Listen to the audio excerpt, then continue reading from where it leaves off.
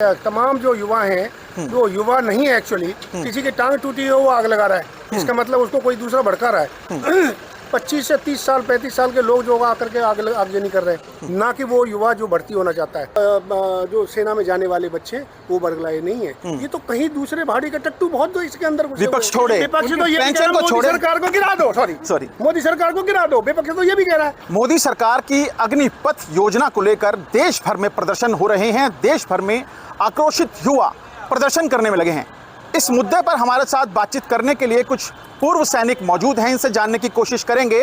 दरअसल आज बीजेपी के मुख्यालय में गुरुग्राम स्थित जो ऑफिस है वहां पे इस बात को लेकर मीटिंग की गई थी, जिसकी अध्यक्षता प्रदेश अध्यक्ष ओपी धनखड़ के द्वारा की गई थी कि सोशल मीडिया पर जो चल रहा है क्यों ना उसको काउंटर किया जाए। और इस काउंटर करने को लेकर इस मीटिंग में बातचीत की गई थी। क्या ये बातचीत थी सर, और कैसे काउंटर करेंगे? क्योंकि जो युवा हैं, अग्निवीर हैं, वो समझने को तैयार नहीं है। वो कहते हैं कि 4 साल के लिए नौकरी नहीं करेंगे, नौकरी देनी है तो जिस तरह से फौज का नियम है उसके तहत हमें नौकरी दी जाए। एक बार अपना नाम बताइएगा सर। मेरा नाम कर्नल गोपाल सिंह है। और जो अग्निपथ योजना आई है ये एक बहुत बढ़िया योजना है। देखिए, किसी चीज़ को काउंटर करना या उसके खिलाफ बोलना तो बहुत लोगों की आदत बन गई है जी। और वो आदत किस वजह से बनी है कि उनकी रोटी सिक नहीं रही, तो उनका धंधा नहीं चल रहा, तो इसलिए वो तो करेंगे कुछ न कुछ। यदि देश आगे बढ़ रहा है और देश को कैसे पीछे खींचा जाए तो वो तो करने। कोई भी चीज लेकर के आइए, अच्छा काम लेकर के आओ, उसके नगारा बोलना। सर सिर्फ युवाओं की बात करेंगे। जो युवाओं की भ्रांति है उसको कैसे दूर करेंगे, ये बताइए। युवाओं की भ्रांति, देखिए कोई भ्रांति नहीं है, उनको उकसा करके किया जा रहा है। आप देखिए, तमाम जो युवा हैं, जो युवा नहीं है एक्चुअली, किसी की टांग टूटी है वो आग लगा रहा है। इसका मतलब उसको कोई दूसरा भड़का रहा है। 25 से 30 साल 35 साल के लोग जो आकर के आगजनी कर रहे हैं, ना कि वो युवा जो भर्ती होना चाहता है। युवा को खुद समझना पड़ेगा कि वो उस डाल पर बैठा हुआ है जिस डाल को वो खुद काट रहा है। नहीं, यदि उसको काटेगा, मान लीजिए कल वो उसके FIR लॉन्च हो जाती है करते हुए, तो जब उसको वेरिफिकेशन के लिए जाएगा तो वो भर्ती नहीं हो पाएगा जी। और फौज, मैं बताऊं, वॉलंटरी ऑर्गेनाइजेशन है। यहाँ पे आपको बुलाया नहीं जा रहा कि आप आओ।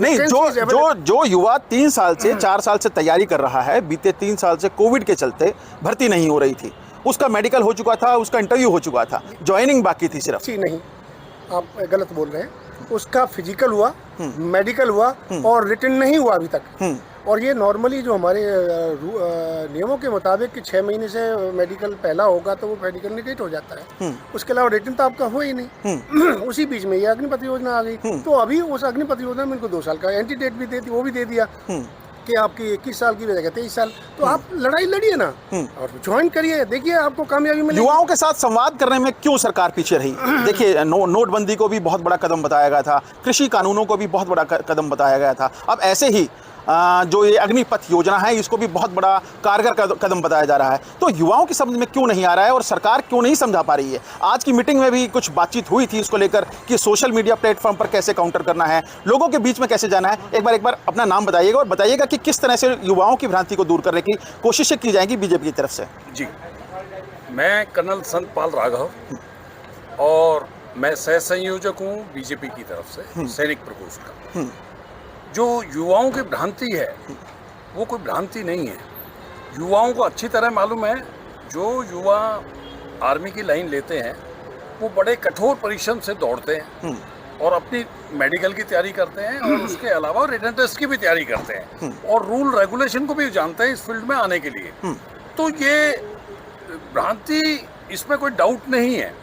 यही स्कीम में ऑफिसर कार्डर पे जाती है जो शॉर्ट सर्विस कमीशन होते हैं। सेम स्कीम है, कोई फर्क नहीं है। बल्कि यहाँ तो आरक्षण है, उधर तो कोई आरक्षण भी नहीं। लेकिन उनको तो पेंशन मिलती है ना? नहीं मिलती। शॉर्ट सर्विस अफसर को कोई पेंशन नहीं मिलती। मैं आपके चैनल के माध्यम से बताता हूँ, ये आर्मी की रिक्वायरमेंट है, ये देश की रिक्वायरमेंट है। जो हमारे एडवर्सरीज हैं, चाइना है और पाकिस्तान है, जो हमारे हाई बॉर्डर्स हैं जहाँ पे -50 या +50 है टेम्परेचर है, वहाँ पे हमें फिजिकली फिट आदमी चाहिए। और जो हमारे एडवर्सरी है उसके जो जवान की प्रोफाइल है, आज हमारी प्रोफाइल जवान की 32 साल है और जो उनकी प्रोफाइल है वो 25 या 26 है, तो हम पहले ही डिसएडवांटेज है। मैं और बात बताना चाहता हूँ, 71 वॉर के बाद में स्टडी जनरल TN रैना जब चीफ बने जी, उन्होंने स्टडी लागू की दो चीजों पे की। नंबर एक, एज प्रोफाइल जिसकी मैं बात कर रहा हूं। नंबर दो, teeth to tail ratio. Teeth to tail ratio आज भी हमारा ज्यादा है, हमारे एडवर्सरी पाकिस्तान से भी ज्यादा है। नंबर तीन, आज हाइब्रिड वॉरफेयर है, स्पेस वॉरफेयर है, आर्टिफिशियल इंटेलिजेंस है, क्लाउड कंप्यूटिंग है। टेक्नोलॉजी में हमारा जो एडवर्सरी चाइना है वो हमसे बहुत आगे है। आज हमें आईटीआई क्वालिफाइड हमें रिक्वायरमेंट से आदमी चाहिए। तो ये जो जवान फिट है उसके लिए तो हमेशा दरवाजे खुले हुए हैं। मैं आर्मी से एग्जांपल देता हूं। मिल्खा सिंह, आप पूरा विश्व जानता है, वो आर्मी में जवान थे। तो इंडियन आर्मी ने दो चीफ पैदा किए हैं, जनरल मूसा, जनरल समीद। अगर जवान के अंदर दम है और उसका है, यहाँ पे स्कोप आर्मी में भी ज्यादा है। और मेरा एक सर सिंपल सा सवाल है कि अगर ये इतनी ही कारगर योजना है, जनरल वीके सिंह से जब सवाल पूछा गया तो उन्होंने कहा था कि मुझसे कुछ पूछा नहीं गया इस बारे में। और भी कुछ जनरल्स हैं, लेफ्टिनेंट जनरल हैं, उनका ये कहना है साफ तौर से कि कॉन्ट्रेक्चुअल जो भर्ती है वो किसी भी लिहाज से भारत के लिए सुरक्षित नहीं है। जो 4 साल के लिए सेना में जवान भर्ती होगा वो उतना रिस्क नहीं लेगा, क्योंकि उसको मालूम है कि उसके पास पेंशन नहीं है, उसका परिवार सुरक्षित नहीं है। तो ये सब चीज़ें आज डिस्कशन हुई होंगी। तो डिस्कशन के बाद क्या कुछ निर्णय लिया गया? क्योंकि हरियाणा के अंदर बहुत सारा प्रोटेस्ट देखने को मिल रहा है, बिहार के अंदर बहुत सारी आगजनी देखने को मिल रही है, पूरे देश भर में आक्रोश है। और जो विपक्षी दल हैं उनका कहना है कि क्यों नहीं जिनके लिए ये योजना बनाई गई थी उनके बीच में जाकर पहले उन लोगों से पूछा गया। जी, बहुत ही सुंदर सवाल आपने पूछा है। मैं आपको 3 एग्जांपल देता हूं। General Sundar ji, general Sundar ji outstanding general हैं वर्ल्ड के अंदर। वो शॉर्ट सर्विस अफसर में आए थे and he retired as a army chief. और जितनी उनकी कैपेबिलिटीज थी, इंडियन आर्मी को मॉडर्नाइज किया। 2 other chief, general Manik Shah, general Cariappa, वो कभी रिटायर्ड नहीं हुए। क्यों नहीं रिटायर्ड हुए? उनके अंदर काबिलियत थी, देश को आवश्यकता थी, सेना को आवश्यकता थी, वो फील्ड मार्शल बने। आज मैं यही बात आपके सामने दोहरा रहा हूं। अगर जवान में या ऑफिसर में जिसमें कैपेबिलिटी है, आर्मी उसको फर्स्ट रखती है। और वही हमारे जो है पिलर हैं देश के, इन्हीं से ही लड़ाई जीती जाती है। ये भ्रमित ना हो, जिसके अंदर कैपेबिलिटी है आर्मी उसके लिए प्रोफेशन है, और ये वॉलंटियर प्रोफेशन है। और मैं और चीज बताता हूं, इससे पहले लोगों के कॉन्ट्रैक्चुअल की बात कर रहे हैं आप, जब कैवलरी में जवान आते थे सेकेंड वर्ल्ड वॉर और फर्स्ट वर्ल्ड में, अपने घर से घोड़ा लेके आते थे, उनको प्रोवाइड नहीं करते थे, वो अपने घर से घोड़ा लेके आते थे। और वो जब ज्वाइन करते थे, तो मैं ये बात कहना चाहता हूँ कि आर्मी को कैपेबिलिटी हम चांस नहीं ले सकते देश के लिए। देश है तो वो एक वीर जवान और बॉर्डर पे जो सेवा दे रहे हैं, उनकी वजह से देश है, जो पूरा देश शांति से रात को सोता है। दक्षिण हरियाणा में खास तौर पे मैं बात करना चाहूँगा, बहुत सारे सैनिक हैं जो सीमा पर जाते हैं। हर घर में से कहीं कहीं तो ऐसे ग्रामीण क्षेत्र हैं जहाँ पे हर घर में से एक जवान हैं जो कि फ़ौज में हैं। अब उनके बच्चे तैयार हो रहे हैं। आज की मीटिंग में ये भी डिस्कशन किया गया कि कुछ कैंप लग रहे हैं, कुछ ऑर्गेनाइज्ड कैंप हैं जो कि फ़ौज के लिए तैयार करते हैं। ये सब उनका किया जा रहा है। क्या नाम है आपका? मेरा नाम है कमांडर योगेश कुमार चौहान जी, जिला संयोजक पूर्व सैनिक प्रकोष्ठ, भारतीय जनता पार्टी। क्या कहेंगे इसके बारे में आप? सबसे पहले तो मैं आज तक को धन्यवाद करता हूं कि वो देश से जुड़े सुरक्षा के मुद्दे को उठा रहे हैं और पूर्व सैनिकों का भी विचार ले रहे हैं।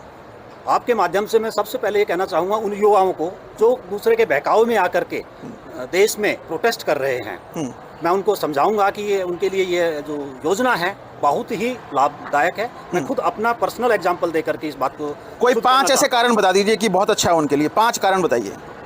पहला कारण मैं अपना खुद का देना चाहूँगा।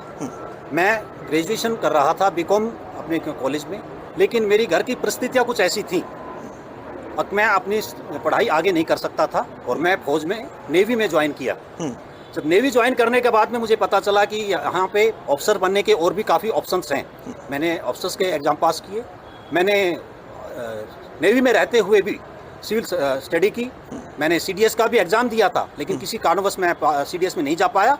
लेकिन मैंने नेवी में कमीशन पाया और आज आपके सामने मैंने नेवी से कमांडर रिटायर होकर के आया हूँ। यदि उस वक्त मेरे पास समय होता, जैसे आज 4 साल का समय दे रहे हैं और 4 साल बाद आप जा सकते हैं, शायद मैं उस वक्त आईएएस में भी जा सकता था, क्योंकि मैंने आईएएस का भी एग्जाम दिया था, लेकिन मेरे पास समय नहीं था उतना तैयारी करने के लिए और मैं नहीं जा पाया।